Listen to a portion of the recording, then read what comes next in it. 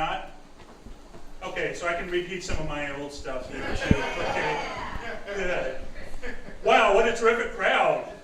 Let me tell you, in all sincerity, of all the audiences I've performed for, you guys are definitely the ones that showed up here tonight. Thank you.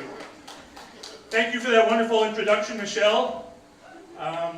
Next time, though, if you could credit me with the Gotham Comedy Club in New York and the Laugh Factory in LA, because I have visited both of those website pages. I was born in Battle Creek, Michigan. Some of you may know that as the cereal capital of the world, because it's home to both Kellogg's and Post cereals. Our high school mascot was a flake. We could never count on him. In high school, I was on the chess team and the football team. I think the hardest part about being both a jock and a nerd at the same time was having to give myself wedgies. I had my personal identity stolen.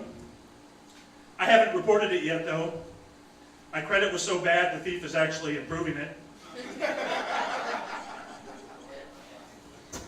I was dating a woman from Australia for a while. It's pretty much the same as dating a woman from the northern hemisphere, except I go down on her counterclockwise. Hi-oh.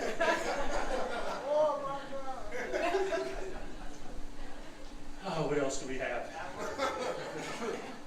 My family was questioning why I would want to get into comedy at such an advanced age. That all my pop culture references are from the 1970s. The younger audiences wouldn't understand me. Well, I get that, but I'm doing this for you guys. I want you to want me. I need you to need me. I love you to love me. Sorry guys, that was a cheap trick. On the season finale of Last Comic Standing, one of the judges said it takes up to 30 years to become a good comic. I started last year at 55. By the time I'm 85, I will be killing it.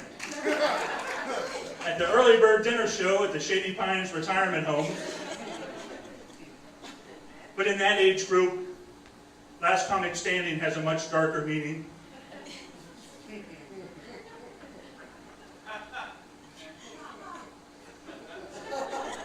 Medicine is pretty expensive, so the last prescription I had, I bought it online from overseas. But when I got it, it wasn't working. So I did some research and found out that a lot of the pills from overseas are not medicine at all. They're made of drywall materials. True story. So obviously I stopped taking it, except recreationally when I wanted to get plastered. It was supposed to be Viagra, but the only thing I could erect with it was a house.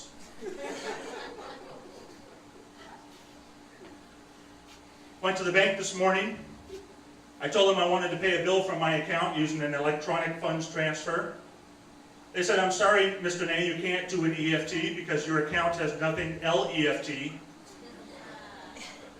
Which I wouldn't have minded so much, except when he emphasized the L, he did this. Which I thought was pretty ballsy of him, because I could have taken this as being flashing a gang sign, and obviously I'm gangsta. Then I would have to throw down on him to protect my street cred. And by street, I mean Wall Street. I think I've just passed that age where I think I'm more turned on by food than by women. I was at a Cinnabon. The server who brought me my food was young, attractive, and buxom, but it was my tongue that got hard. These days, a happy ending massage means they've given me a complimentary cookie on the way out.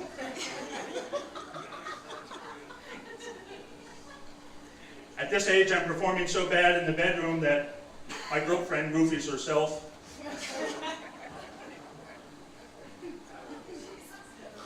3 times in a row I went to Taco Bell. When I get up to the window, they ask me to back up and pull forward again. This was really annoying, so I asked them why. I found out why they did that. And this is a true story. It's to reset the clock so it looks like they're serving you faster. So the next time I went there, I went up to the window. They asked me to back up. I said, I know what you're doing. You're resetting the clock. How about a free taco for the inconvenience? They said, no, sir. Our computer doesn't think that one person can order all that food. We need to make you look like two cars, so please back your fat ass up. So when I backed up, I changed my order to a salad.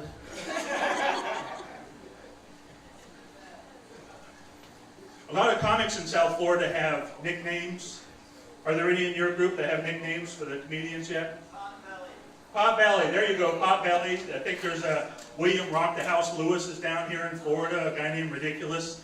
I wanted a cool nickname too, so I asked my comedy friends, give me a nickname, and they unanimously came up with DJ, DQI, which I thought was really cool, until I found out it meant day job, don't quit it. I recently became a member of the Mile High Club, accidentally. The airline lavatories are so small and I'm so large that when we hit an air pocket, I became intimate with a soap dispenser. I call her Bubbles. She's not much on personality, but she is self-lubricating. So I guess that's a wash. Because of that incident, Virgin Airlines will now have to change their name. Thank you very much.